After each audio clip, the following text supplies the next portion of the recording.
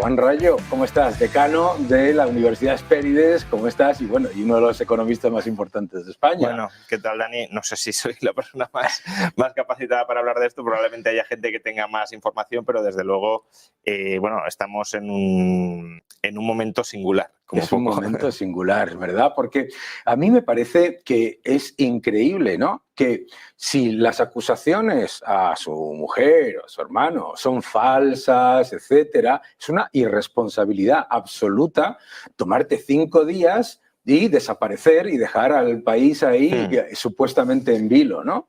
Yo creo que hay muchas cosas que no sabemos y además, digamos que aún envolvemos más en un aura de misterio esta decisión por los antecedentes que tiene Sánchez de jugador muy hábil de ajedrez en 4 dimensiones. Entonces, parece que tiene que haber algo mucho más allá de lo que no conocemos, incluso de lo que podamos llegar a sospechar detrás de todo esto.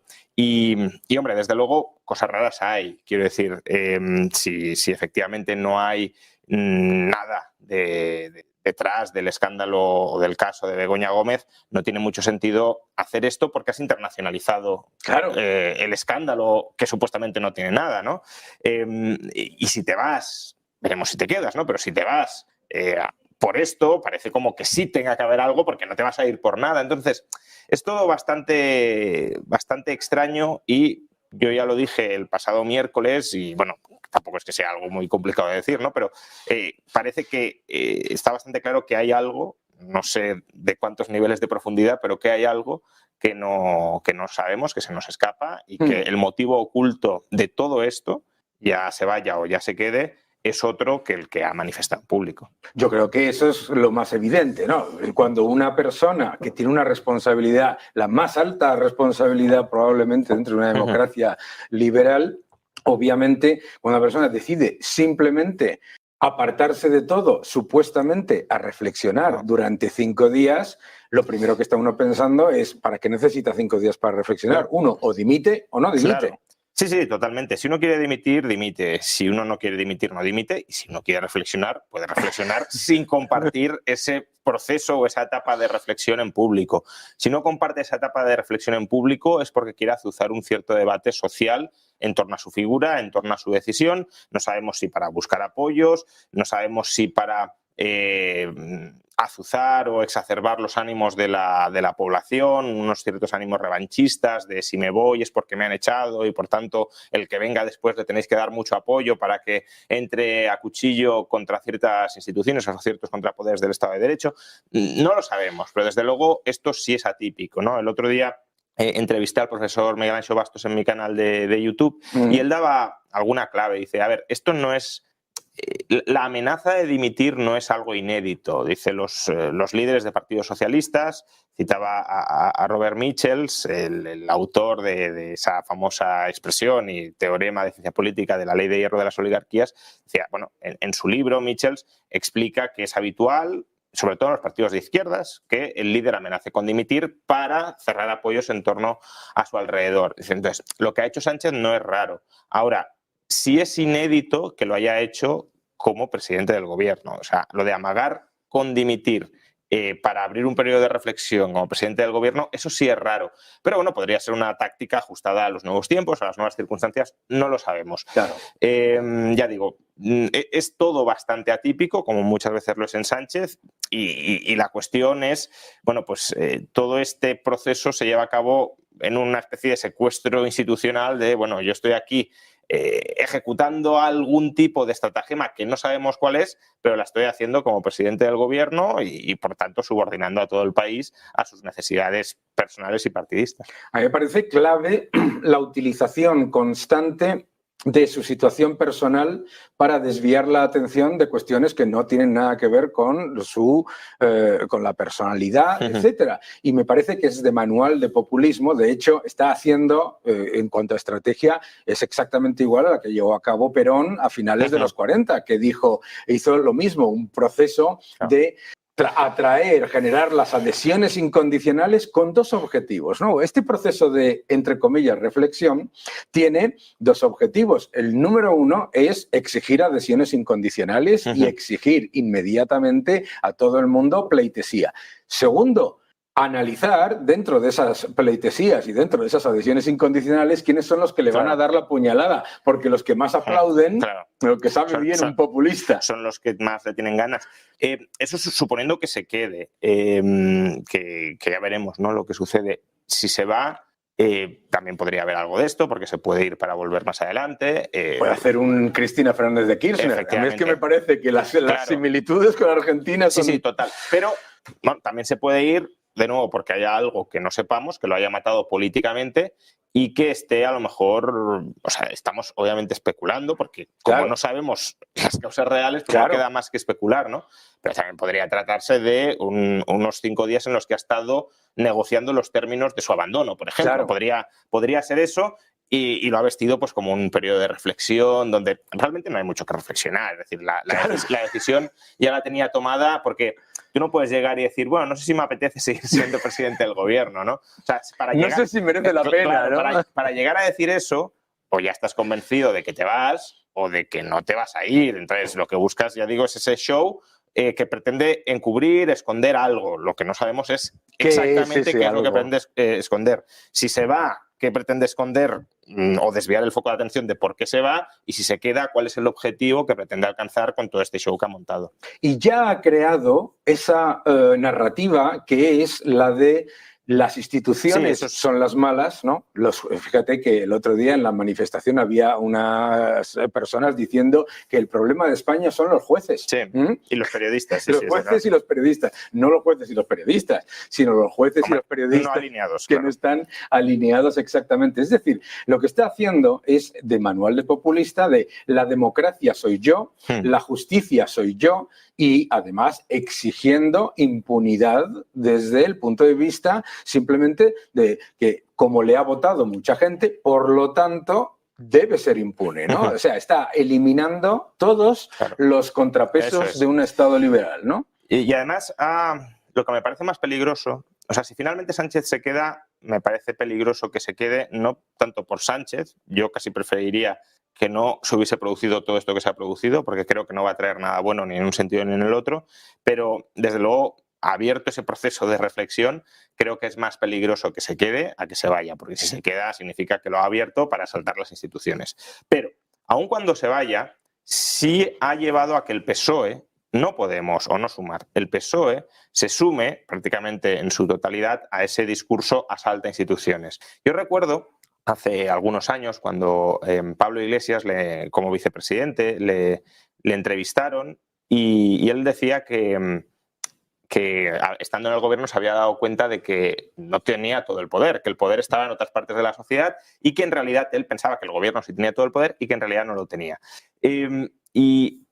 Después de que Pablo Iglesias hiciera esas declaraciones, Jesús Caldera, ministro de Trabajo de Zapatero, que ya está absolutamente retirado de la primera plana de la política, dio una entrevista a un periódico de Castilla y León muy interesante. Y dice, yo es que esta concepción que tiene Pablo Iglesias del poder nunca la he entendido ni compartido. Por supuesto que estando en el gobierno no tienes todo el poder, pero es que ¿cómo podría ser de otra manera en una democracia liberal? Sería verdaderamente terrorífico que una persona o un grupo de personas tuvieran absolutamente todo el poder de la sociedad. Esa es la visión del totalitarismo. Pues bien, esta reflexión tan sensata de una persona que cuando estaba en el gobierno yo habría dicho que era particularmente sectaria, es decir, que tampoco era, no sé... De los más de izquierda, claro. Pues bien, ahora ese señor pasaría por, no sé, un derechoso traidor dentro del PSOE por decir algo que es absolutamente sensato, que por supuesto que el gobierno no ha de tener todo el poder, por supuesto que ha de haber contrapoderes en forma de jueces independientes, en forma de periodistas, que pueden decir la verdad o que pueden mentir, pero no eres tú quien tiene que decir si dicen la verdad o si mienten, porque si tú tienes ese poder, obviamente vas a acusar siempre de mentir a quien no está alineado y vas a disculpar las mentiras siempre de quienes están alineados, es que es obvio. Claro, y además la utilización del lenguaje para introducir el totalitarismo, porque ellos dicen la democracia solamente puede ser de izquierda, tampoco de quien apoye al gobierno de izquierda, porque luego está la, entre comillas, ultraderecha xenófoba de Junts pel Cat y la derecha nacionalista. Pero lo más grave aquí es la utilización constante del lenguaje para introducir en la mente del ciudadano que la democracia es la mayoría parlamentaria, cosa que no es cierta, que el poder emana del Parlamento y no de las instituciones independientes y del pueblo en general, y que el pueblo es el presidente. O sea, es que es literalmente...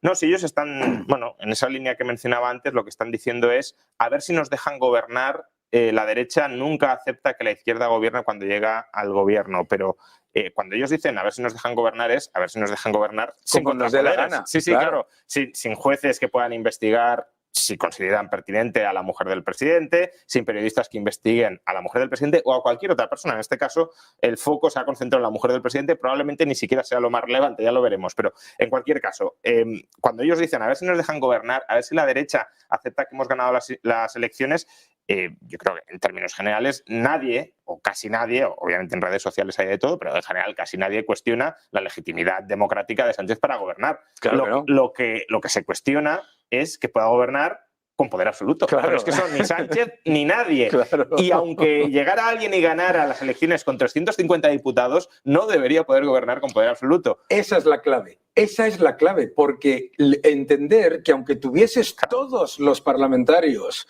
no deberías tener el poder absoluto. Claro. Tienes que tener unos contrapesos precisamente, y esos contrapesos se pueden equivocar.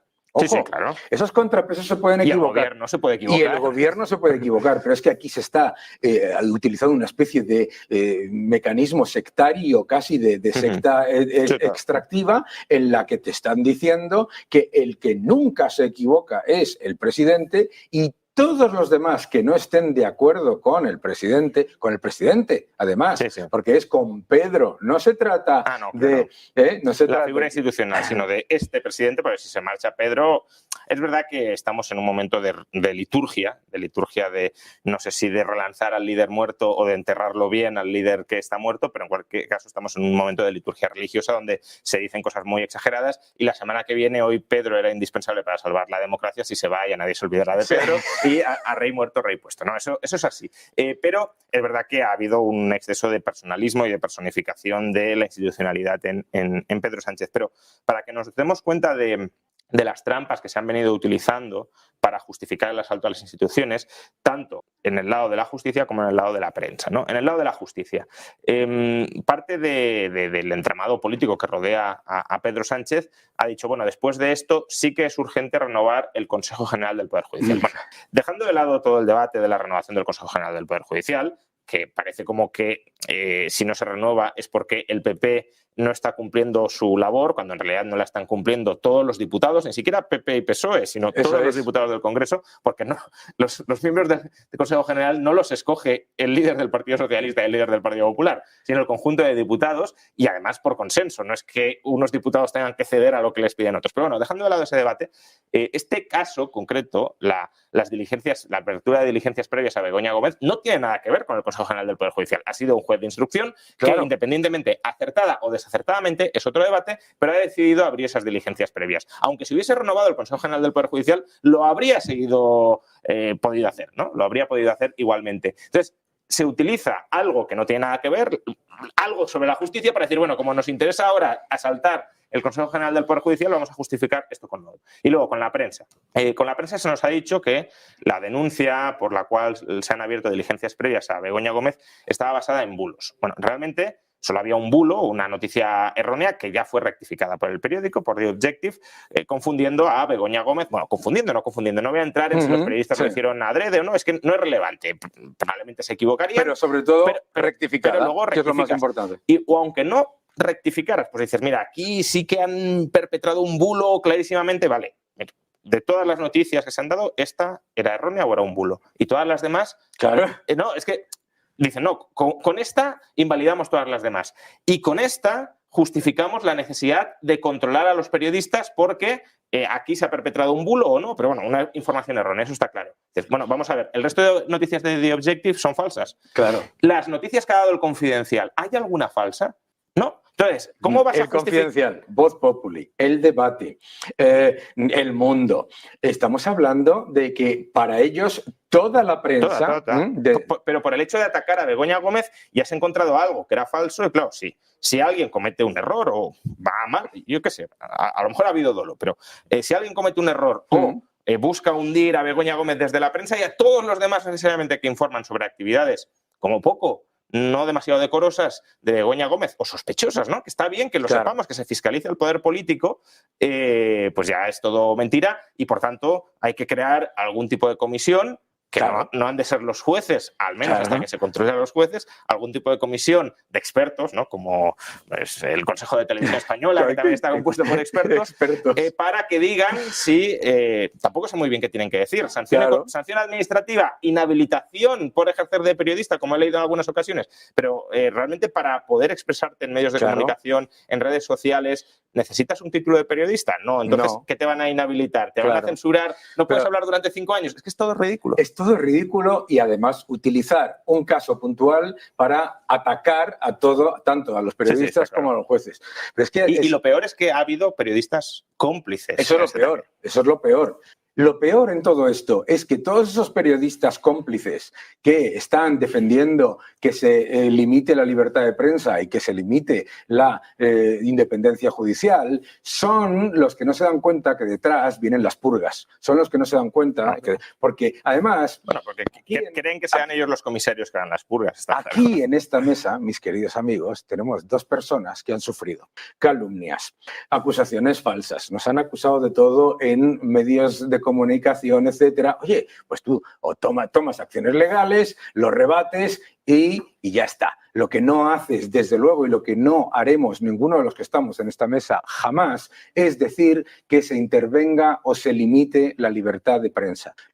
Lo que tiene que haber es más libertad de prensa precisamente para atacar los supuestos bulos o las supuestas falsedades, ¿no? No se ataca limitando la libertad de prensa, ni mucho menos la independencia del Poder Judicial.